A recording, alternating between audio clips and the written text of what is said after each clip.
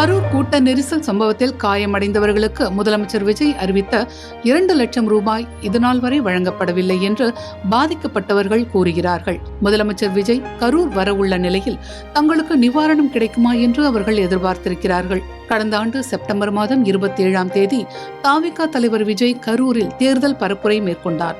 அப்போது ஏற்பட்ட கூட்ட நெரிசலில் சிக்கி 41 பேர் உயிரிழந்தனர்.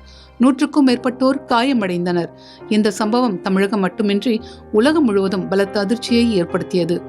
உயிரிழந்த 41 பேருக்கு தமிழக அரசு தலா 10 லட்சம் ரூபாய் நிதி உதவி வழங்கியது. அதேபோல தாவேகா தலைவர் விஜய் தலா 20 லட்சம் ரூபாய் வழங்கினார். காயமடைந்து பலர் மருத்துவமனைகளில் சிகிச்சை பெற்று வீடு திரும்பினார்கள். இந்த துயர சம்பவத்தில் காயமடைந்தவர்களுக்கு தலா 2 லட்சம் வழங்கப்படும் என்று விஜய் அறிவித்திருந்தார். காயமடைந்தவர்களுக்கு அந்த காயத்தின் தன்மைக்கேற்ப தமிழக அரசு 25,000 ரூபாய், 50,000 ரூபாய், 1 லட்சம் ரூபாய் என நிதி உதவி வழங்கியது. ஆனால் விஜய் அறிவித்த 2 லட்சம் ரூபாய் இதுவரை வழங்கப்படவில்லை. காயமடைந்த பலரை நாம் சந்தித்த போது அந்த துயர சம்பவத்தில் பாதிக்கப்பட்டு தங்களது தினசரி வாழ்க்கையை தொடர முடியாமல் அவதிப்பட்டு வருவது தெரியவந்தது. வெங்கமேட்டை சேர்ந்த ஜெயந்தி என்ற பெண்மணி தனது கணவர் இறந்த நிலையில் மகன் மற்றும் மகளுடன் தந்தை வீட்டில் வசித்து வருகிறார். விஜயை பார்க்க சென்று இவருக்கு பலத்த காயம் ஏற்பட்டதால் இன்று வரை நடக்க முடியாமல் வீட்டிலேயே இருப்பதாக கூறுகிறார். விஜய் இங்கே வராருன்னு சொன்னாங்க. எனக்கு விஜய்னா பிடிக்கும். நானும் எங்கள் அத்தை எல்லாருமே தான் நாங்கள் போனோம். போயிட்டு இப்போ காலையில் 11 மணிக்கு நாங்கள் போயிட்டோங்க. தண்ணி பாட்டிலாக கொண்டுக்கிட்டு தான் போனோம். பொழுது ஆவாவோ நல்லா தான் இருந்தோங்க. பொழுதாவோ தண்ணி தீர்ந்துருச்சு, மயக்கமாட்ட வந்துருச்சு எங்களுக்கு. பொழுதோட ஆவாவோ நேரம் ஆவாவோ எங்களுக்கு கொஞ்சம் மாறியாயிடுச்சு. 5:30 மணி 6 மணிக்கு முதல்ல ஒரு மாறியாயிட்டோம். தண்ணி இல்லை, தண்ணி தாகம், வெளியிலேயே எங்களால் போக முடியலைங்க. கணக்காக அவர் வர்றதுக்கு உள்ளே வர ஆரம்பித்ததுமே இங்கே எல்லாம் தள்ளு முள்ளு தாங்க. இங்கே எல்லாமே தள்ளு முள்ளு தான். எல்லாம் தள்ளிக்கிட்டு அந்த பஸ்ஸு தான் கார்னவல் அது நம்மளை கிராஸ் பண்ணி தான் போச்சு. அது அப்படியே அலை மாதிரி இப்படி தள்ளிக்கிட்டே போயிட்டாங்க. கீழே விழுந்ததுமே இந்த காலு மேலேயே 5-6 பேர் இந்த காலு மேலேயே விழுந்துட்டாங்க. காலு ஜவ்வு வந்து கட் ஆயிடுச்சுமா. 6 நாள் நாங்கள் ஹாஸ்பிட்டலில் இருந்தோம். எங்கள் வீட்டுக்காரர் இல்லை, இறந்துட்டாரு.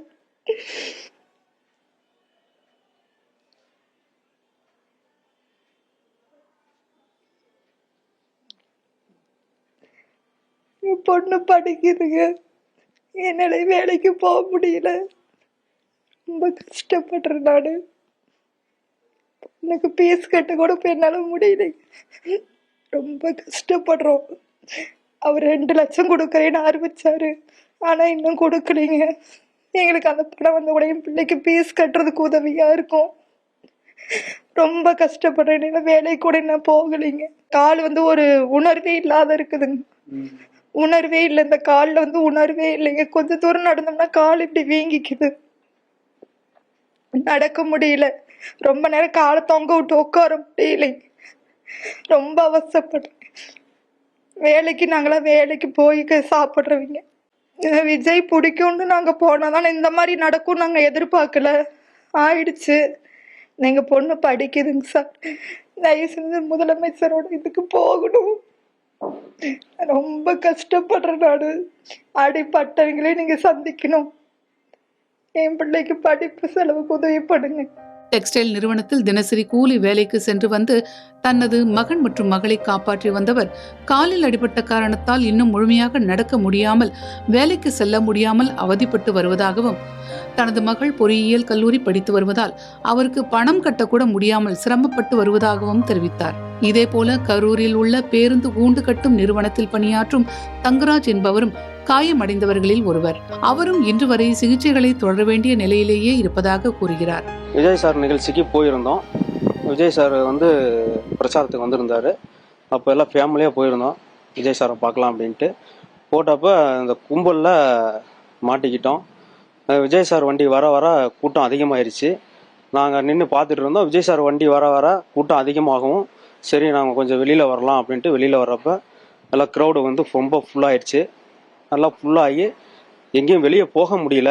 நாங்கள் குழந்தைங்கள வச்சுக்கிட்டு வெளியில் வர முடியல. குழந்தைங்கள வச்சு மாட்டிக்கிட்டு எல்லாம் ஏறி மிதிச்சிட்டாங்க.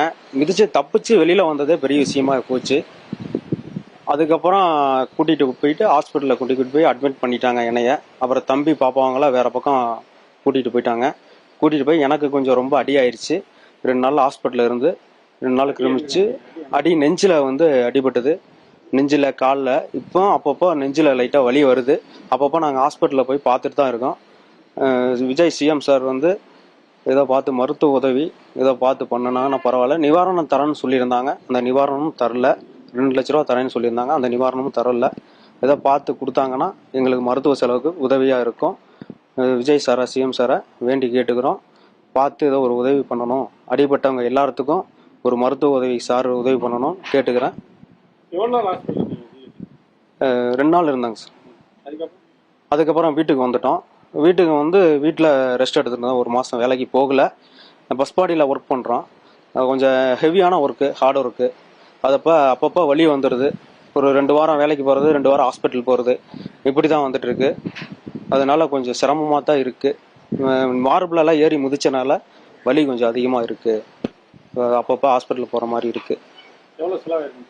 செலவு இது வரைக்கும் வந்து பார்த்திங்கன்னா ஒரு 50 ரூபா 60 ரூபா ஆயிருக்கும் சார். இப்போ நாங்கள் வீட்டில் இருந்தோம். ஸ்கேனு, எக்ஸ்ரே அந்த மாதிரி எடுத்து பார்த்துட்ருக்காங்க. 1 மாதத்துக்கு ஒருக்கா போய் பார்க்க வேண்டியதாக இருக்குது. என்ன ஏதுன்னு தெரியாமல். கால்லையும் அடிபட்டு காலும் வலிக்குது. அப்பப்போ காலு நீவரமாக இருக்குது. இன்னும் சரியாக குணம் ஆகலை. அப்பப்போ நாங்கள் வேலைக்கு போயிட்டு வருமானத்தை வச்சு ஹாஸ்பிட்டலில் போய் பார்த்துக்கிட்டு அப்படியே பண்ணிகிட்ருக்கோம் சார். தமிழக முதலமைச்சர் ஆன பிறகு முதல் முறையாக கரூர் செல்லும் விஜய் பாதிக்கப்பட்ட குடும்பங்களுக்கு நிவாரணம் அறிவிப்பார் என்று தகவல்கள் வெளியாகி வருகின்றன. அதே சமயத்தில் காயமுற்ற தங்களுக்கும் உதவ வேண்டும் என்று எதிர்பார்த்திருக்கிறார்கள் இவர்கள்.